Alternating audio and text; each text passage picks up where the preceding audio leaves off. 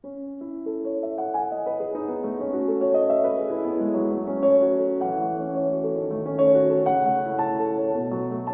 goes through your mind if you see these canvases? Sure, they are kind of nice to look at, even as you walk through your living room and these background squares stare at you because you saw them once at a local market and you had to quote-unquote fit in with these stock images of perfect furnishings. You stare and stare and stare, and you think, kind of empty, isn't it? I mean, I see nature and that's it. But what if this natural element is actually the point of the painting? What if these works just want to steer in the viewer impressions? This is why Impressionism is my favorite art form. Now, over the course of this video, I will try to give my take on impressionistic and post-impressionistic pieces, from Monet to Liebermann, ending with the visionary of color Vincent van Gogh himself. We'll start at the beginning. In the middle of the 19th century, the art world was focused on one specific country, France. There, the new art form originated. 10 years later, the fathers of Impressionism, Claude Monet, Pierre-Auguste Renoir, Alfred Sisley and Frédéric Bazille, had enough of paintings about old saints or fictional scenery. They wanted to paint light and smooth, with showing us the beauty of the spontaneous and specifically of nature. Although everyone out of the four artists had a similar style, painting either everyday situations of people striding through their day or presenting nature in its supreme beauty and atmosphere, the most popular was Monet. The one I picked to analyze is La Pied, one of his 140 paintings featuring snow. Though he received a lot of criticism for his work, Monet did not give a damn, even if it meant standing in the cold for several hours. And now let's look at the result. Now the thing that for me comes to mind immediately is the fine and detailed shadow work in the painting. What's interesting to note is that the shadows of the trees are cut off. Only the tops can be seen, which leads us to the next element of the painting, a wall directly in front of us. We, as the viewer, do not perceive the entire picture behind the wall, except for 1. The trees, 2. A mysterious house, and 3. A bird. Although one can argue the bird being exactly at the point of transition between clarity and mystery. Everything else is being constructed in the viewer's mind. Well, not quite. What to me seems like a kind of gate lets through a small glimpse for the viewer to look at what's behind the wall. A snowy ground, possibly belonging to the building on the right side of the frame. Now there are nearly endless interpretations regarding this building. I personally see it as an old farm hut that's being used in a functional context, especially because it has no obvious windows, so a residential building can be excluded. Nonetheless, the great element of privacy in this painting cannot be understated. We are the outsider, wanting to peer forward and wanting to enter the private property. But the third element is the most interesting to me, that being the trees. Whenever I stare at them, I am able to notice a contrast between the bottom part of the trees, with their clarity and sharpness, and the upper part, a blurred and snowy composition, more soft than anything. Interesting are also the colors that Monet uses here. White is expected, yet we get occasional hints of blue and purple, augmenting the coolness of the work, almost indistinguishable from the light and foggy sky. But then there is one element that becomes more apparent. Looking at the formation of the trees, we can see that they are arranged parallel to each other, leading further and further into the unknown. We get a bit of an anomaly here, as most of the trees in other impressionistic compositions are placed randomly, giving off a naturalistic feel. Yet with the presence of the human elements, like the building or the bucket, the mission of presenting nature in its purest form is being merged together with human orderliness, emphasized also by the trees. They do not grow wildly, but orderly, one tightly against another.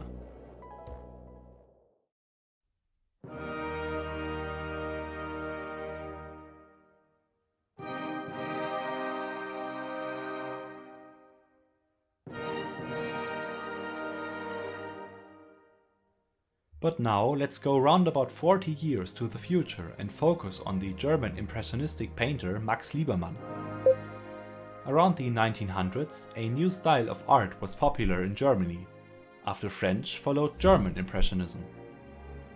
While the old French masters like Monet or Degas were popular because of their rather soft and blurry techniques and their preference towards the bright Mediterranean beaches of Italy or France, the Germans didn't have these opportunities, so they focused on the cooler and darker places of German forests, often using a darker color palette.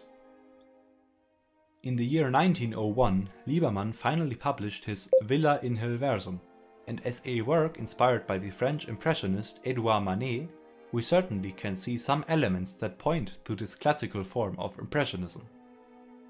The villa, for example, looks like it could just as easily belong to a romantic scenery near the Italic coast.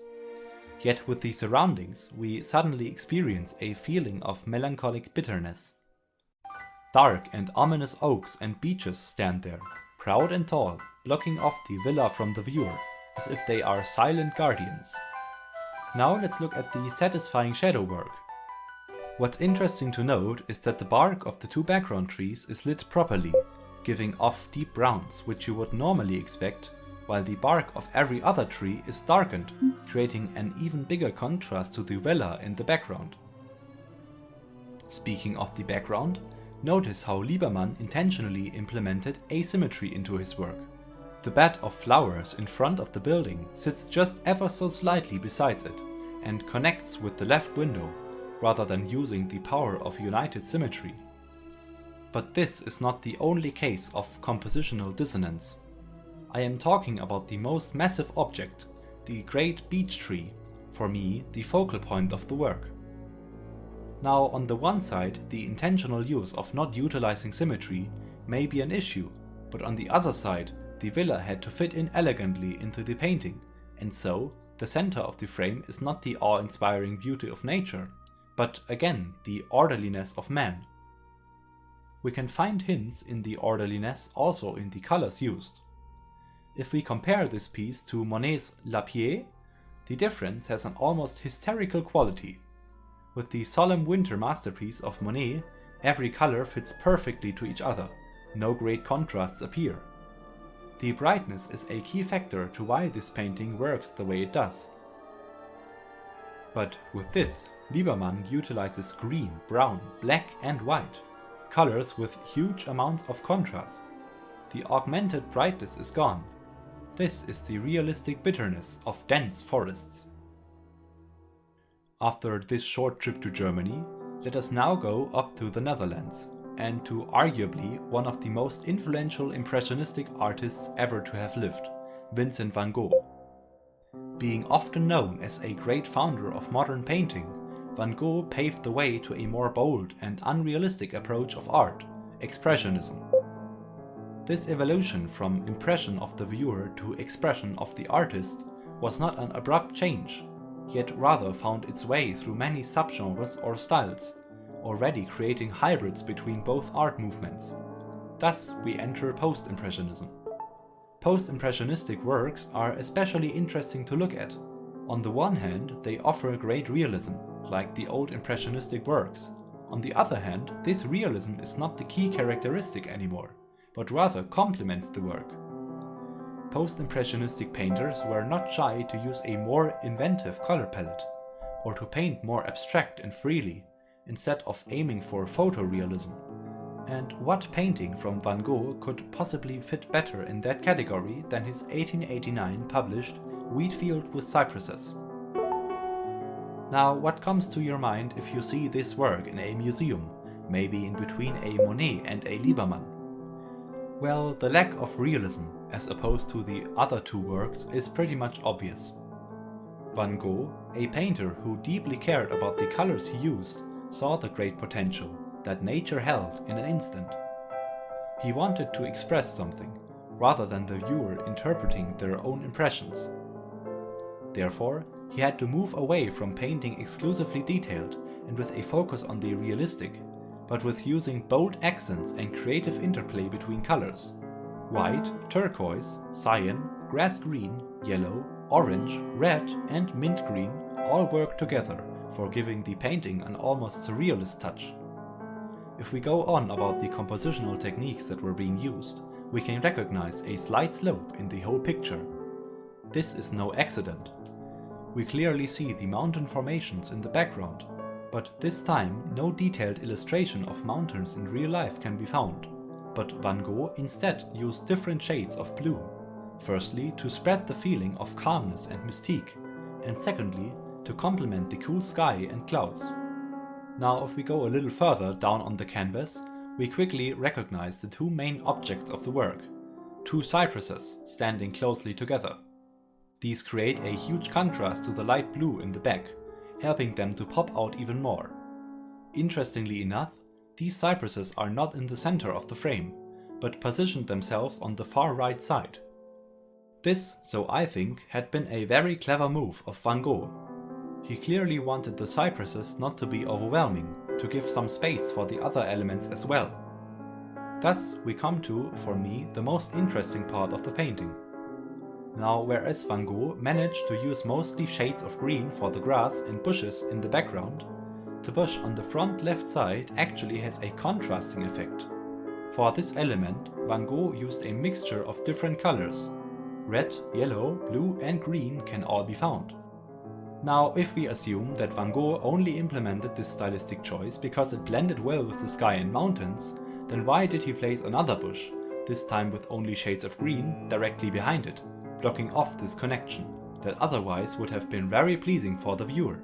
To say unpredictability would be kind of lazy, so there has to be a deeper explanation. What's important to notice is that while Van Gogh worked on this painting, he temporarily was in psychiatric treatment at Saint-Paul-de-Marsolles. In short, he was mentally unstable. Yet painting always was an escapist element for him.